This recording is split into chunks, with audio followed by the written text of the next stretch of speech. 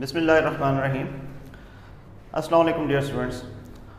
आज हम nomenclature of organic compounds को मज़ीद आगे बढ़ाते हैं। उम्मीद है कि पिछले लेक्चर्स में आपको काफ़ी सारी बातें जो हैं वो समझ आ गई होंगी। आज हमारा टॉपिक है अल्काइल हैलाइड, और जैसे आपने इससे पहले बाकी के कंपाउंड्स के लिए कुछ डिस्कशंस की हैं, तो वहाँ पे जनरल फार्मूला की तरह यहाँ भी एक जनरल फार्मूला होगा, and this one is CnH2n+1।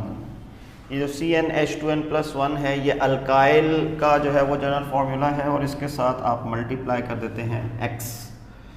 The X symbol represents fluorine, chlorine, bromine and iodine. तो बनने वाला कंपाउंड आपके पास बेटे अल्काइल हैलाइड होता है। इसी तरह आपके पास अल्काइल हैलाइड में जनरल नेम भी लिखा जाता है। तो अगर जनरल नेम लिखें तो फॉर अल्काइल हैलाइड आपके पास बेटे नाम हो सकता है हेलो अल्केन। अगर आपके पास अल्कीन आ जाए तो इसका नाम हो सकता है हेलो अल्कीन, और अगर ये आपके पास अल्काइन आ जाए तो इसका नाम हो सकता है hello alkyne. The term hello basically represents fluorine, chlorine, bromine और आयोडीन। तो अगर फ्लोरीन आ जाए बेटे तो ये फ्लोरो हो सकता है, क्लोरो हो सकता है, ब्रोमो, या फिर ये आयोडो भी हो सकता है। सबसे पहले हम थोड़ा सा पोर्शन देख लेते हैं for classification of alkyl halide. Basically alkyl halide को दो तरह से क्लासिफाई किया गया है। एक इसका जो है वो क्राइटेरिया है on the basis of number of halogen atoms. ठीक है, इस क्राइटेरिया को आमतौर पर चार तरह से एक्सप्लेन कर सकते हैं। जैसे कि आपके पास है जी मोनो हेलो अल्केन, जिसमें सिर्फ एक हेलोजन अवेलेबल हो। मैं एग्ज़ाम्पल बहुत ही सिंपल लिखता हूँ, ऐसी एग्ज़ाम्पल लिखता हूँ जो आप लोगों ने बेटे मैट्रिक में भी पढ़ी हुई है और आपको समझने में बहुत आसानी होगी। मिसाल के तौर पर ये क्लोरीन है और ये मिथाइल ग्रुप का आपके पास रेडिकल है। ये आपने दो तरह से नाम पढ़ा था। इसका कॉमन नेम आपके पास है मिथाइल क्लोराइड, लेकिन सिस्टमेटिक नेम जिसे मैं ब्रैकेट के अंदर लिख रहा हूँ, सिस्टमेटिक नेम है इसका क्लोरोमीथेन। फिर दूसरा कंपाउंड हो सकता है डाई हेलो अल्केन, यानी अगर दो हेलोजेंस आ जाएं, मैं इसी को आगे शिफ्ट करता हूँ, और अगर मैं बेटे दो क्लोरीन अटैच कर दूँ तो हमारे पास जो है वो क्राइटेरिया ये हो जाएगा। इसका नाम होता है, कॉमन नेम है इसका मिथिलीन क्लोराइड, और सिस्टमेटिक या IUPAC नेम है इसका डाइक्लोरोमीथेन। इसी तरह आपके पास बेटे तीसरा स्ट्रक्चर भी ड्रॉ किया जा सकता है, और मोनो और डाई के बाद अब तीसरा आएगा आपके पास ट्राई हेलो अल्केन। बेटा ट्राई हेलो अल्केन में आपके पास क्राइटेरिया कुछ यूँ है कि अब की बार मैं 3 क्लोरीन अटैच कर रहा हूँ और साथ में एक हाइड्रोजन। तो इसका कॉमन नेम आपके पास बहुत ही फेमस है, दिस इज़ द क्लोरोफॉर्म। ये वही क्लोरोफॉर्म है जिसे बेहोश करने के लिए हम एनेस्थीसिया देने के लिए इस्तेमाल करते आए हैं, और इसका जो IUPAC नेम है वो बन जाएगा ट्राई क्लोरोमीथेन। और लास्ट वन जो है बेटे नंबर ऑफ हेलोजेंस के हिसाब से हमने ये भी देखा है कि कंपाउंड हमारे पास टेट्रा हेलो अल्केन भी होते हैं। तो एक और कंपाउंड में लिख देता हूँ जो आपने इससे पहले मैट्रिक में पढ़ा हुआ है, जिसका जिक्र आपको कुछ पिछले चैप्टर्स के अंदर भी नज़र आया है, CCl4 कार्बन टेट्रा क्लोराइड। तो ये इसका कॉमन नेम है कार्बन टेट्रा क्लोराइड, लेकिन सिस्टमेटिक नेम इसका होगा टेट्रा क्लोरो मीथेन। ठीक है जी। तो ये आपके पास एक डिवीजन है हेलो अल्केन के अंदर monochloro, dichloro, trichloro, tetrachloro, chloromethane, dichloromethane, trichloromethane या टेट्राक्लोरोमीथेन। आगे चलते हैं, इसकी सेकंड डिवीजन की तरफ जो है वो हम मूव करते हैं और फोकस करने की कोशिश करते हैं कि किस तरह से सेकंड डिवीजन जो है वो इसकी लिखी जा सकती है।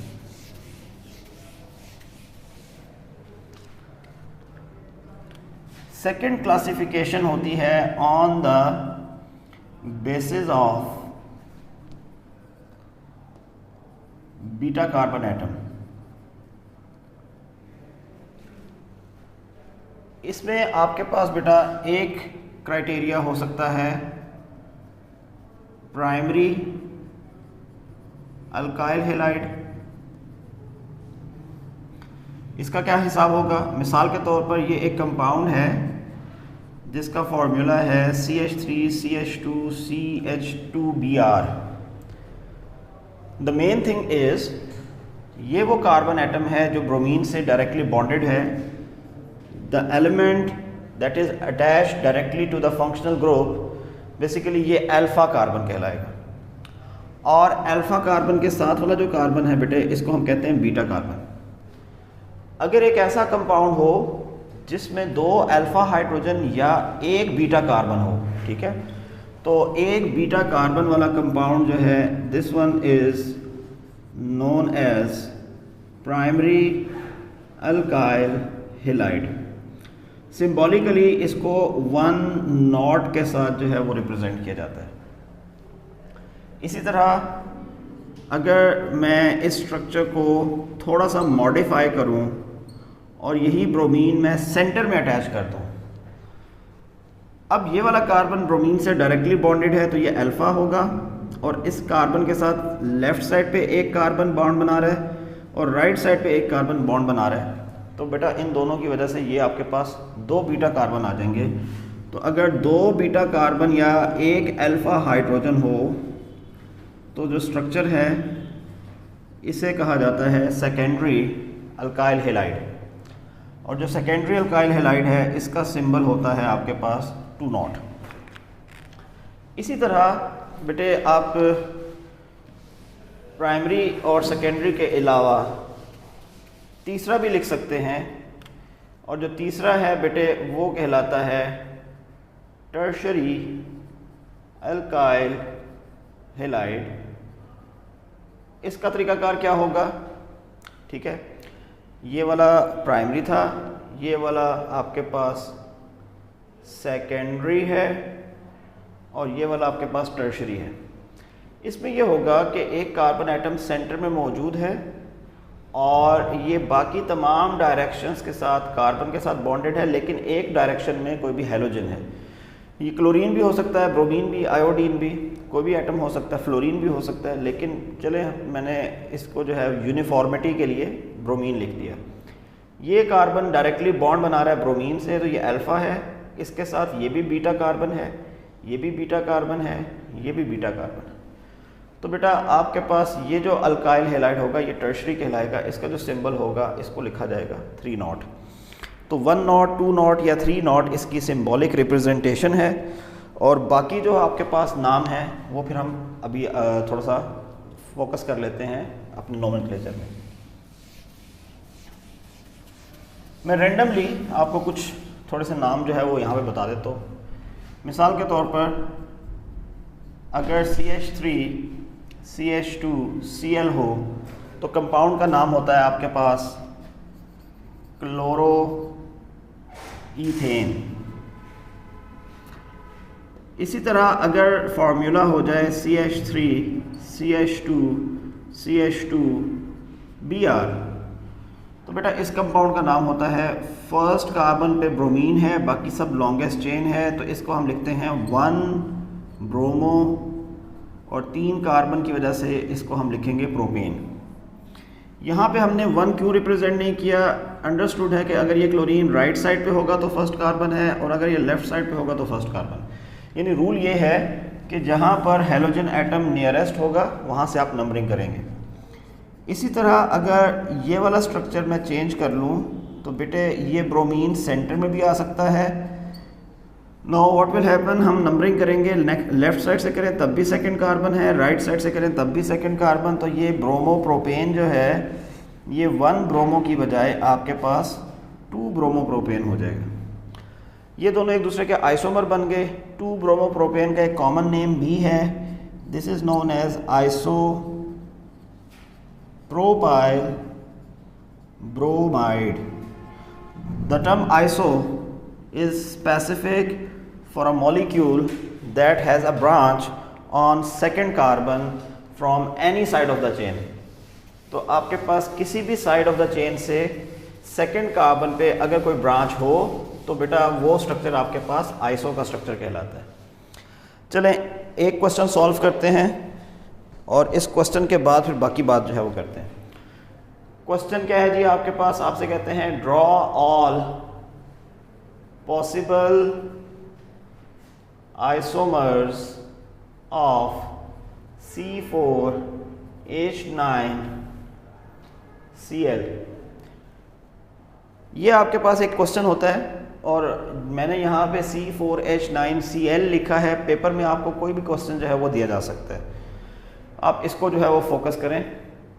तरीकाकार बहुत आसान है। सबसे पहला स्ट्रक्चर वो होगा जिसमें 4 कार्बन कंसेक्टिवली बॉन्ड बनाएंगे।